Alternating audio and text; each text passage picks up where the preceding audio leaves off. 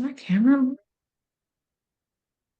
All right. Happy Wednesday, everybody. It is Workforce Wednesday. So glad to see you all again. As you know, our Workforce Wednesday series is all about providing you all with information about different careers, education opportunities, pre-apprenticeships, entry-level jobs, anything that can help further um, your goals and help you to be successful. We are here to do that. And so today we have a wonderful speaker. But before I get to her, I do want to kick it over to Miss Amari Fernandez, who is going to share some information about our youth job spot. Hi, everybody. I'm Imari, and today I'm going to share the link to our youth job spot and then a couple jobs that I'm highlighting this week.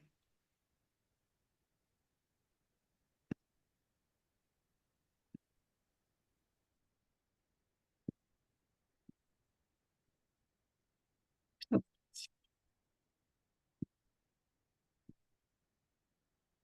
sorry.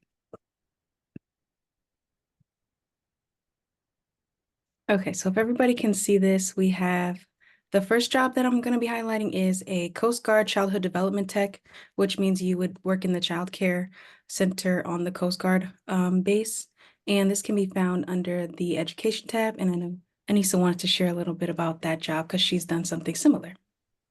I worked for the Department of Defense. Well, it's Department of Defense job, but I worked on a military installation as a child and youth associate. I think it's what it's called. So lots of opportunities for growth. If you think that you enjoy working with youth of all ages, they have from the child care centers all the way up into the middle school teen centers where you can go and support and work with youth, lesson plans, games, cooking clubs, exercise groups, basketball, field trips. If you're kind of still like a kid at heart and want to have some fun, um, perfect job, usually pays well. If you move from California to maybe somewhere else where there's a military installation, regardless of what arm of the military it is, Army, Air Force, Navy, Coast Guard, it's usually a lot easier for you to get jobs in those fields and on those bases because you already have that experience. And so, again, they pay for a lot of different trainings and things. So it is top notch. I really would encourage you,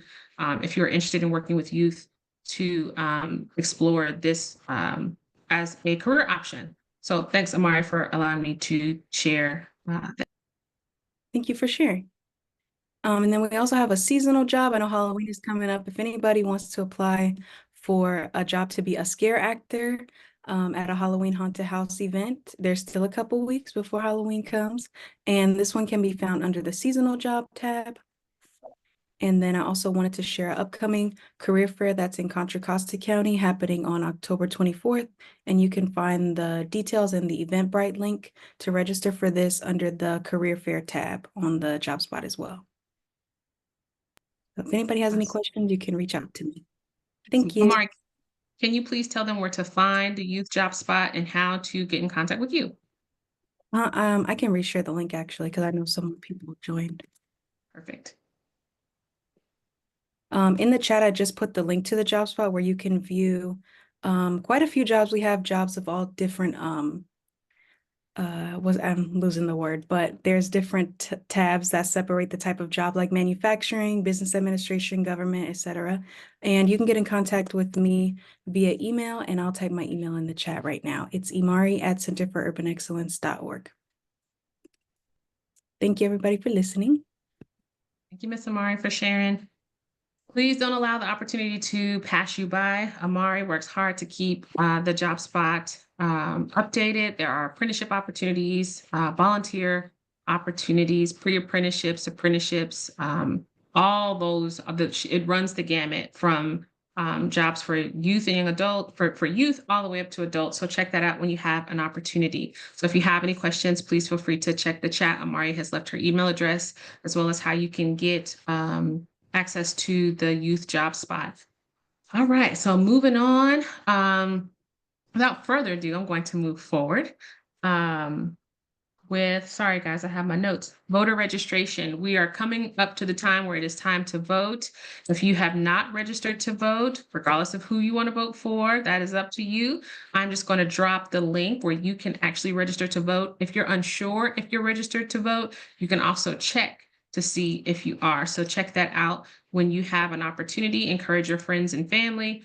If necessary, if you are enrolled in a Center for Urban Excellence program, and you vote or you register to vote, there is incentive for you. We're giving you $75.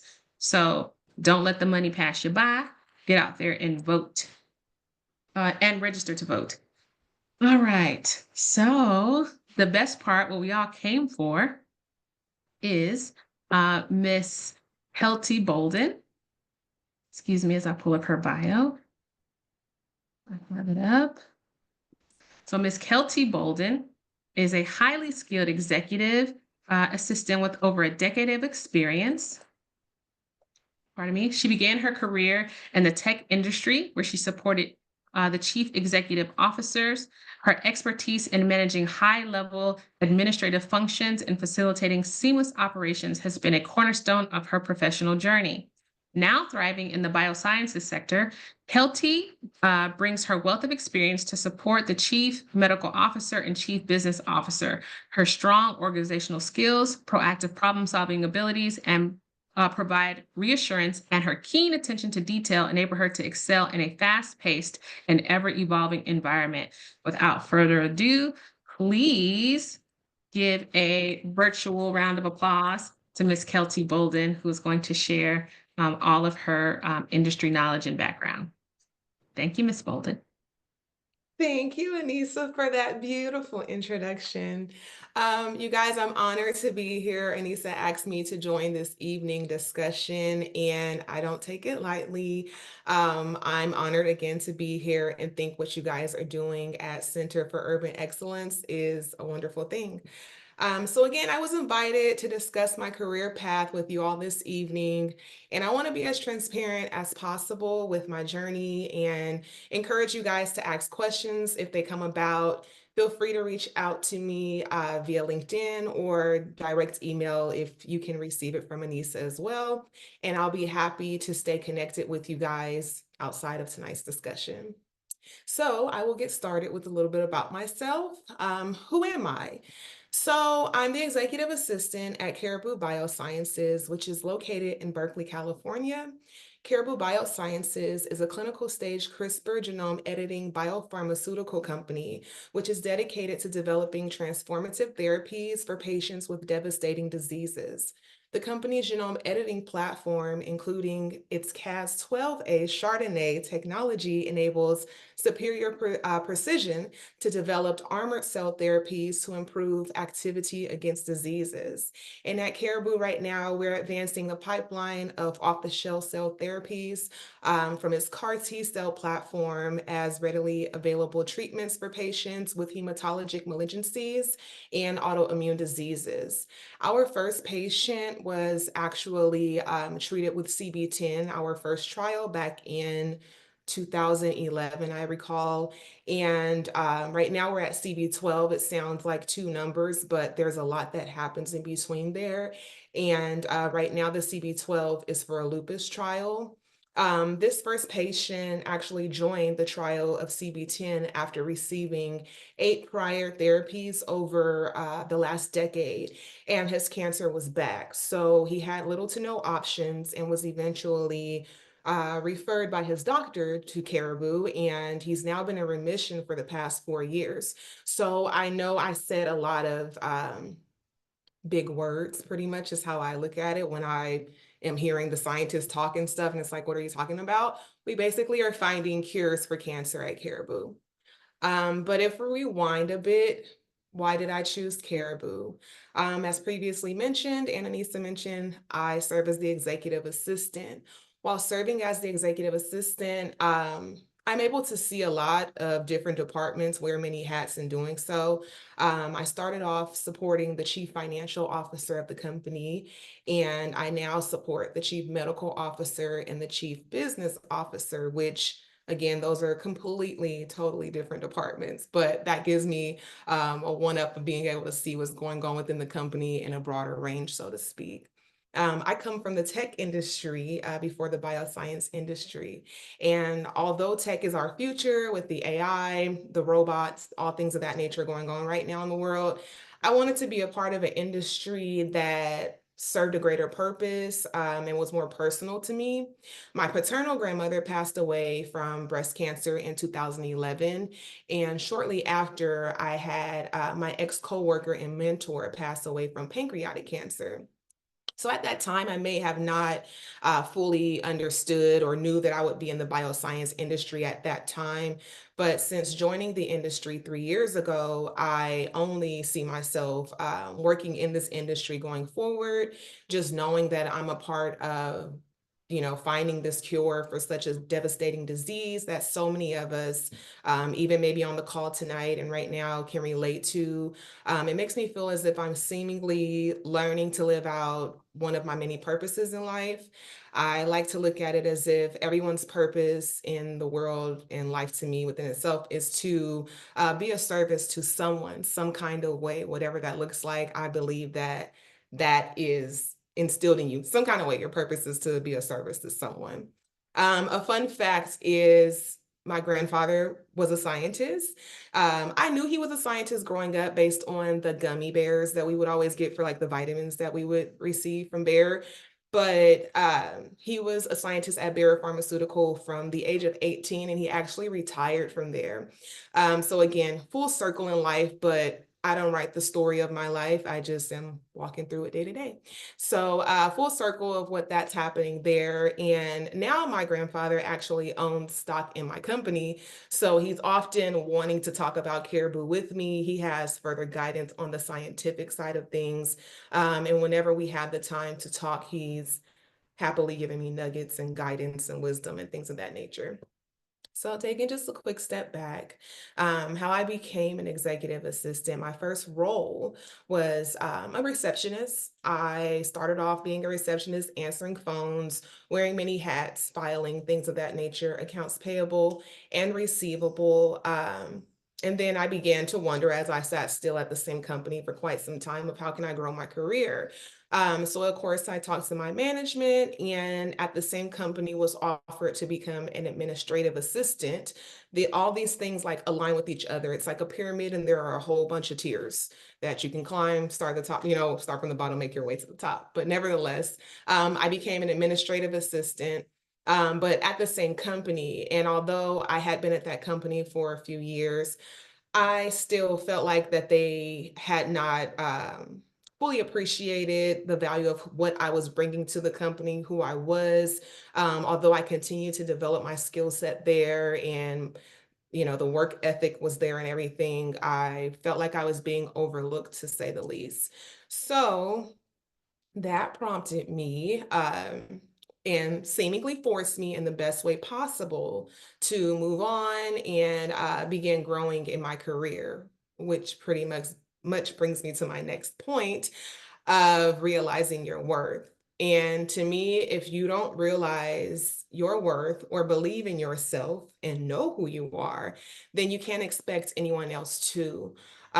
Realizing your worth is just not settling for anything, whatever it is in life. And that again pushed me to that point of realizing that I needed to do something to continue to grow within my career. So I began taking free resume courses that the unemployment office actually offers. It's just a few hours out of your day, but in that class, they will show you how to draft a resume. It taught me what employers were looking for at a first glance from a resume and what I needed to do to make myself more marketable. I began reaching out to local recruiters from different companies and just requesting to speak with them and have some of their time to get an idea of what the workforce competition looks like, what was out there, what other positions I can apply for with the skill set that I had that could keep me in the administrative side of things. And then I reapplied myself and the skills that I learned from doing all the research and all the resources. And I seemingly landed a job that I felt at the time understood my value. So today I am now reapplying myself some more because I think that in life you're going to always keep on learning. I am going for a Master of Business Administration, and this is where, again, the pyramid comes back in. I am constantly trying to work my way up to my highest potential. It does not stop here. And then staying within the bioscience industry, it's a small industry. And I am a minority in that industry, although there are plenty of other minorities in that industry. But I take pride in that as well, that I'm the little Black girl in the office all the time, and successful at that as well. So I think I take pride in that also. But again, back to me going back to school. I'm trying to get my MBA, and then I feel like never thinking that it's too late to reapply yourself is very important. Just trying to reach my highest potential. I think that you guys are looking to do the same, and that's why you're all on this call this evening, not by mistake, but it's because you have already decided to take the first steps and the next best steps towards furthering your career or whatever it is can be. And I am rooting for you all. I thank you for letting me share briefly of my story, and that's all I have for you guys. And please feel free to ask me questions. Thank you, guys. You're welcome. Thank you. Any questions? She is an open book. Because if not, I have questions. Anissa, you would have questions. Okay, then I'll go first. Okay. So, so it takes a lot of like being attentive to detail. Well, before I even ask mine, somebody else asked one. What skills does someone need to get a position like yours? Thank you for that question. So like I said, I started off as a receptionist. Really, that's attention to detail, so to speak, because you're maybe taking phone calls and maybe you're filing paperwork. I think that if you have attention to detail, being present and like prompts at all times, how could I put it? There are um I don't know, I'm drawing a blank. But again, I think attention to detail is the number one thing. And then, heavy calendaring. I think that if you are proactive, that's the word I'm looking for, proactive, proficient of whatever it is that you have to do, those are the main things. I think that my day-to-day, and it depends on what role you're looking to get into. I think administrative assistant, not just saying start as a receptionist, but as an administrative assistant even, which is up from an administrative assistant, then that comes with like filing, calendaring, phones, if people still have phones nowadays. I don't know, email correspondences, learning to articulate your words, whether it's in email. Sometimes I can type better than I can talk. My brain just goes like it does. And then it's like whatever I'm typing makes way more sense than what I really would say if I said it out loud to you. So I think just learning that as well would be helpful. Hopefully that helps you a little bit. I hope. Mhm. Nice.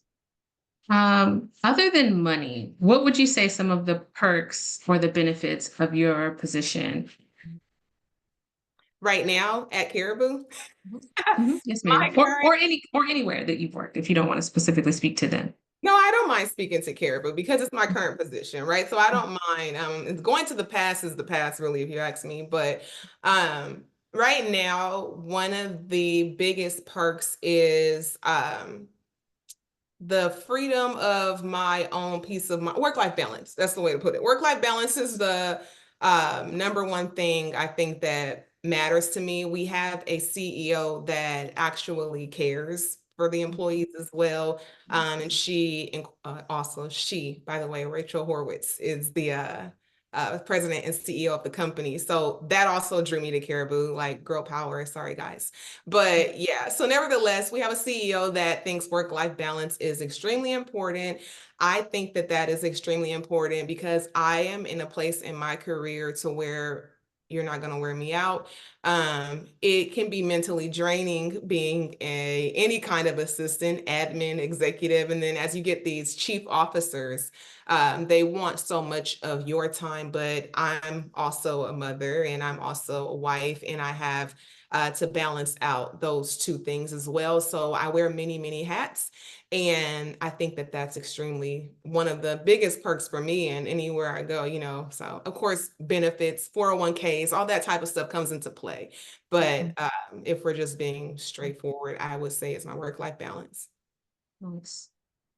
Any other questions? Yeah, more in there. Did I miss anybody? In the chat, they're talking. Okay, let's see. Skill. Okay, you said that. How do we go about purchasing stock with your company? I have a question, Sure. and my name is Alexandria. I just want to know, what would you suggest we speak about when asked? Tell me a time that you've done something in a certain situation at work, or tell me about yourself. Like, how would you answer those questions so that you can elevate and end up in a role as such? The question in an interviewing process of tell me a little bit about yourself, you would want to start from the beginning of, well, from your current position, you want to explain, hey, at this moment, I'm blah, blah, blah, blah, blah. Whatever you're doing at that moment, you want to talk about your current position and then work your way out, because more than likely, whatever you're applying for or whatever job you're applying for is more than likely a position that you were interested in that is leveling you up from your last position. So you want to make sure that you bring up every skill set that you're doing at your current position. And then again, like I kind of just told Anissa, the past is not as relevant because you're moving to your future. So I think that that's how you answer that question and discuss again your current and really dib and dab in the past, but the past won't matter. I hope that helps. Thank you for that. That was great. You're welcome. One of your questions here is, oh yeah, some of these questions are they deep. They're like, how do we purchase stock in your company? They want to be like grandpa. They said grandpa bought shares and stocks. We want shares and stocks too. How do we go about that? Because you're doing work that's so big, right? Cancer is so huge. Lupus, all of these diseases that these illnesses that we've all have heard about. Maybe someone in our family or ourselves have been affected or are living with daily. Yeah. And unfortunately, someone else's illness, right, or even the trying to cure or heal or help, right, is business, right? There's money to be made. So I don't know if you have the answer to that question or if you would refer them to your website, but they want to know, how do we purchase stock with your company? Because they said they're about leveling up too, not only in the work that they do, but in their pocketbook as well. So how do they go about doing that? Purchasing stock. So again, my pawpaw actually gave me that nugget when I want to say about a year later in the company. I wanted to pull out my stocks because again, it's money. Hey, I want to take the money out. He actually told me, do not do that, no matter what the stock looks like. So I want to drop that out there, that it's not always going to be up. But Robinhood was a first step that I did. Robinhood is a good app to utilize for any kind of investment in stocks. And you can just download that on your phone and type in CRBU, which is our code, or Caribou BioSciences, and you can find the stock. But again, no matter what stocks are doing and wherever you invest, it's not always up. Sometimes they're down. But he did give me the knowledge that when Bayer Pharmaceutical went down to a really low number, they were bought out. And that when they were bought out, he was able to buy his first car with cash, from his stocks. So again, never pull out of your stocks. It really is an investment. Nice. Thank you for that. All right. Get your Robinhood app. I think she said it's CAR is their code. So get your stocks and listen to Papa's advice, which is never pull out. It is an investment.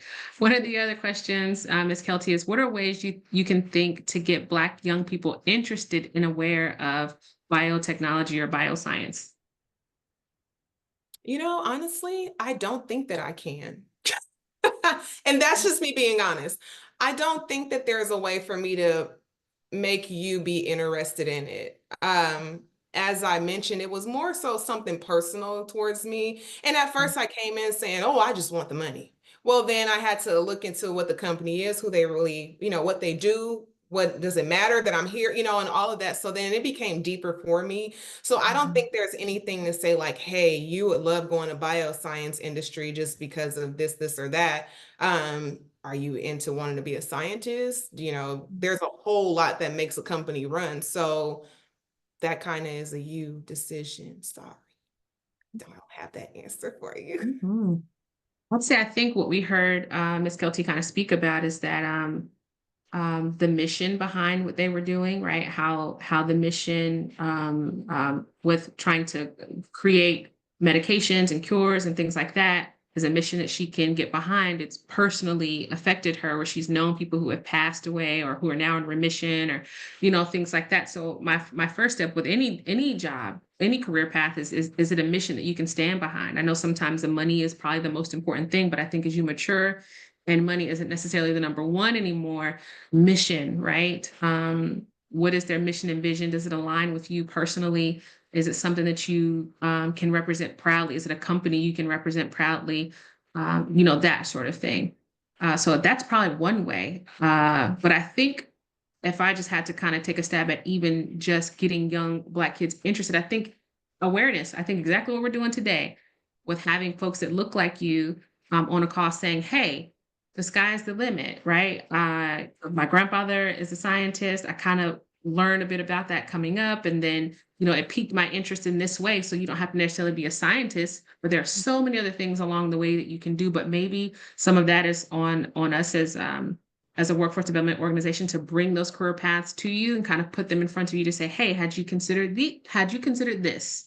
As an option. So I'm going to say that's probably one of the ways is just exposure, right? So signing up for those trips that we have, signing up for the Workforce Wednesday so that you can hear and learn, all of those sorts of things. If you go on YouTube, some of you guys are like YouTube and, social media, just kind of venturing outside of your norm, typing in words like biotechnology or bioscience, right? Which most folks, even including myself, I hadn't known a thing. So might be a bit more, a bit harder, but just challenging yourself, right? Exploring into the unknown, typing in science careers or, just simple things. I think eventually you'll kind of come down a rabbit hole and something will pull up that might pique your interest. Mhm. Any other questions? It is 6 on the dot, but before we let Miss Kelty go, Miss Kelty, so I know you started as an administrative assistant, and now you've become the executive assistant, but would you say there's a range, right, in terms of salary, that if someone was really interested in a career path similar to yours, what they could kind of expect kind of coming in anywhere from an administrative assistant to executive assistant, what that salary range might look like? In regards to administrative assistants, if you're on LinkedIn, which I highly recommend, or, just because you get a feel of what the market is doing everything, but on LinkedIn, an administrative assistant is making 60K on the low side. On the higher end, they're at like 90K. And as you become to supporting executive assistants, which I love that we are getting recognition beyond what we used to, we are now seeing salaries for 170 to 200K for executive assistants. So again, it's all of, working your way up. And trying to make yourself more marketable. Like how I said, my MBA, guess what that's going to do? Throw me up even higher. So it matters. Mhm. It really does. Last thing, when you started in your role as administrative assistant, did it require you to come in with like a college degree? No, No. no, it's All not. right. And this brings me to my theme song was Beyonce, and it still is Who Needs a Degree When You School in Life. She was such my song, and I used to say the 20 somethings, but now I'm a 30 somethings. But nevertheless, that's my song. And I'll always say, like, who needs a degree when you're school in life? That is not to discourage you guys to go to school and do anything, because like I said, I'm going back to school, but at the same time, no, you do not. Like, you just have the skills, own the skills. Like, when you have it and it's in you, like I said in my conversation earlier, You have to know your worth and believe in yourself. And when you come into that room, own that room, make sure that you are marketable and showing that, hey, I got the skill set to do this job, I can do it. And you'll be surprised how fast you can grow in your career, and the heights you can really get to and take by just really owning who you are and everything. So no to that answer, short answer. Nice. If we can just give a virtual round of applause for Mrs. Keltii for coming on and sharing and keeping it honest with us about showing up authentically, knowing your value, being your own workforce development team, right? Lucky you guys have, right?